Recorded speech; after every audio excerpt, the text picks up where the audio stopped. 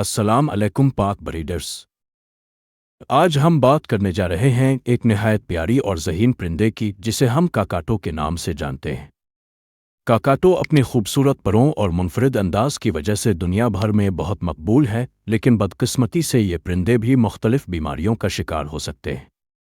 آج کی ویڈیو میں ہم بات کریں گے کاکاٹو کی عام بیماریوں، ان کی علامات اور ان کے علاج کے بارے میں، تاکہ آپ اپنے کاکاٹو کو ہمیشہ صحت مند رکھ سکیں۔ کاکاٹو پرندوں میں کئی عام بیماریاں پائی جاتی ہیں جو ان کی صحت کو بری طرح متاثر کر سکتی ہیں۔ ہو چاہے پرندے یا جانور کا سودا، اب صرف پاک بریڈرز پہ ہوگا۔ ان میں شامل ہے پروں اور جلد کی بیماریاں جیسے کہ بیک اینڈ فیدر ڈیزیز، سانس کی بیماریاں جیسے کہ ایسپرجلوسس، ہاضمے کی بیماریاں جیسے کہ پروونٹریکولر ڈیلاٹیشن ڈیزیز، جگر اور گردے کی بیماریاں۔ یہ بیماریاں کاکاٹو کی صحت پر سنگین اثرات ڈال سکتی ہے، لیکن بروقت علاج اور صحیح دیکھ بھال سے ان کا مقابلہ کیا جا سکتا ہے۔ کاکاٹو میں ان بیماریوں کی کئی وجوہات ہو سکتی ہیں۔ ان میں شامل ہے غیر متوازن غذا، ماحول کی صفائی کا خیال نہ رکھنا، وائرل یا بیکٹیریل انفیکشن، زیادہ نمی یا پنجرے میں ہوا کی کمی۔ اس لیے کاکاٹو کے ماحول کو صاف اور محفوظ رکھنا ضروری ہے تاکہ یہ بیماریاں ان کے قریب نہ آئیں۔ کاکاٹو کی بیماریوں کی علامات کو جلد پہچاننا بہت ضروری ہے۔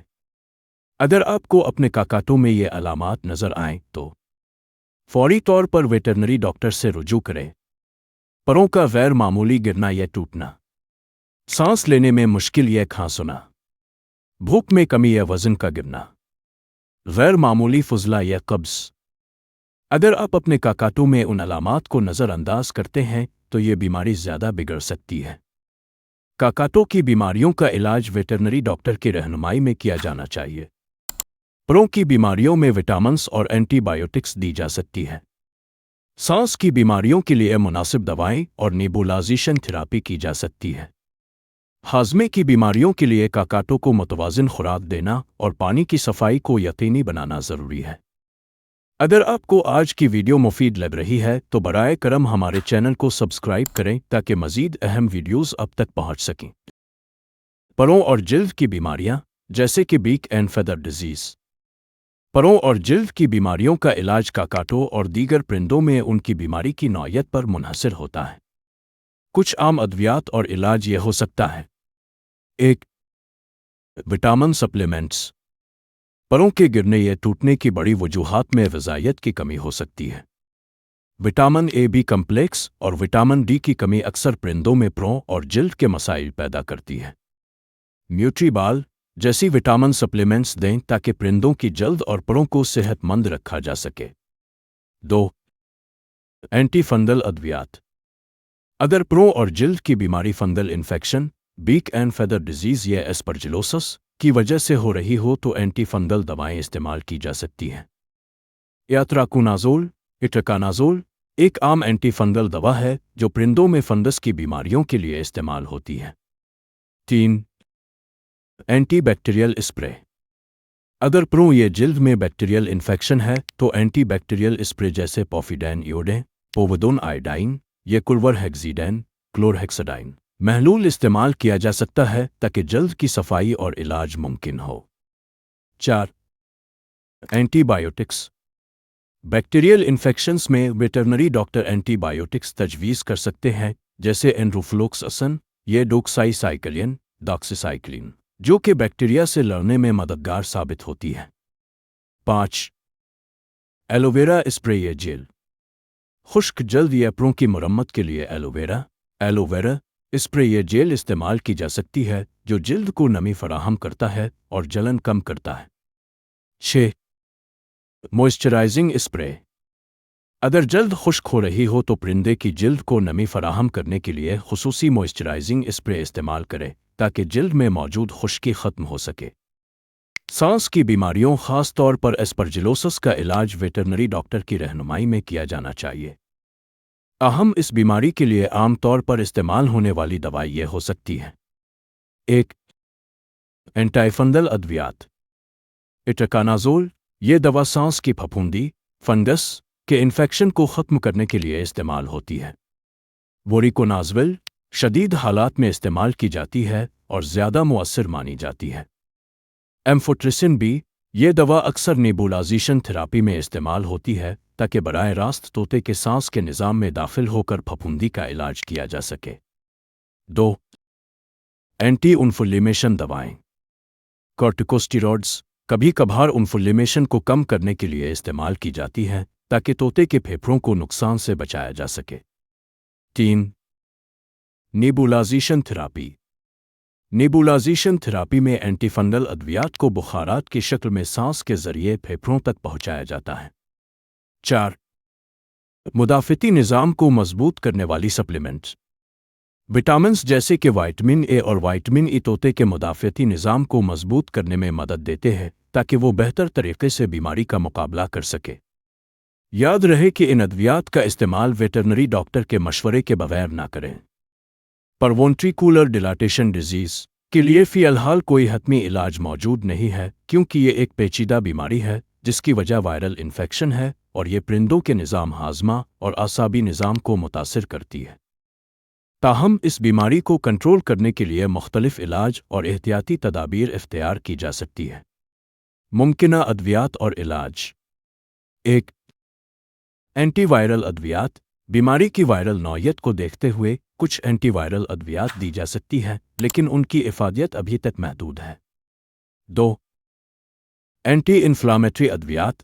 بیماری کی سوزش کو کم کرنے کے لیے اینٹی انفلامیٹری ادویات جیسے کہ میلوکسیکم استعمال کی جا سکتی ہیں تاکہ درد اور سوزش کو کم کیا جا سکے۔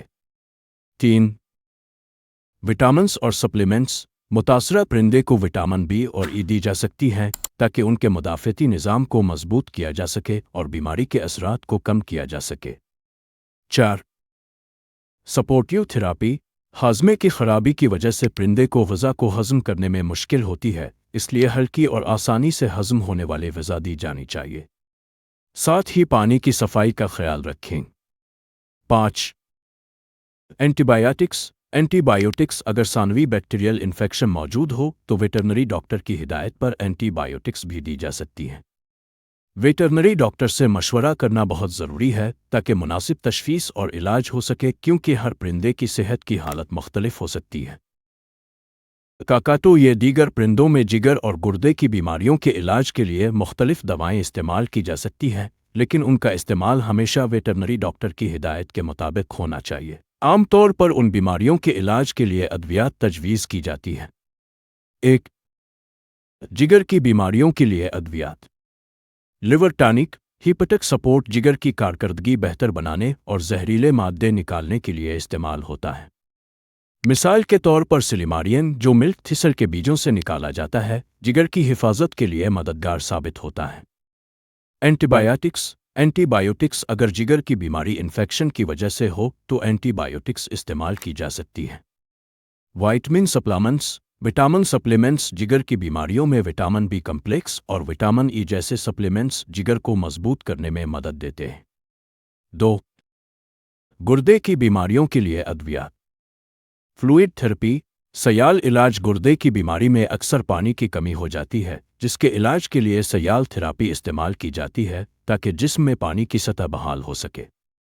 Electrolyte supplements. الیکٹرولائٹ سپلیمنٹس جسم کے نمکیات اور الیکٹرولائٹ توازن کو برقرار رکھنے کے لیے یہ سپلیمنٹس دی جاتی ہے۔ Renal support diet. گردے کی مددگار غذا خاص طور پر تیار کی گئی غذا جس میں کم پروٹین اور فاسفورس ہو گردے کی بیماری میں مددگار ثابت ہوتی ہے۔ فاسفیٹ بائنڈرز۔ فاسفیٹ بائنڈرز یہ دوائیں جسم میں فاسفورس کی مقدار کو کم کرتی ہیں جو گردے کے مسائل میں مفید ہوتی ہیں۔ یاد رکھیں کہ جگر اور گردے کی بیماریوں کا علاج ہمیشہ ویٹرنری ڈاکٹر کے مشورے سے کرنا چاہیے کیونکہ بیماری کی نوعیت اور پرندے کی حالت کے مطابق علاج مختلف ہو سکتا ہے۔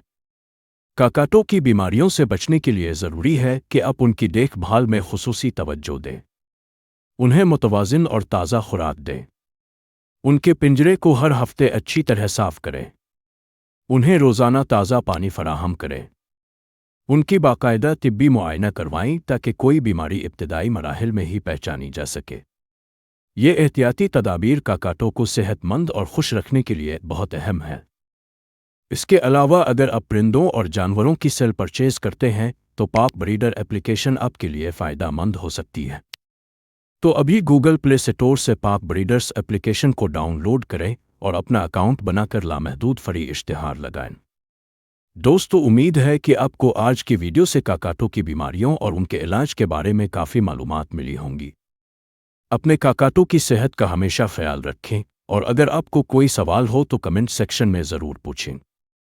مزید ایسی ہی معلوماتی ویڈیوز کے لیے ہمارے چینل کو سبسکرائب کرنا نہ بھولیں۔ اللہ حافظ۔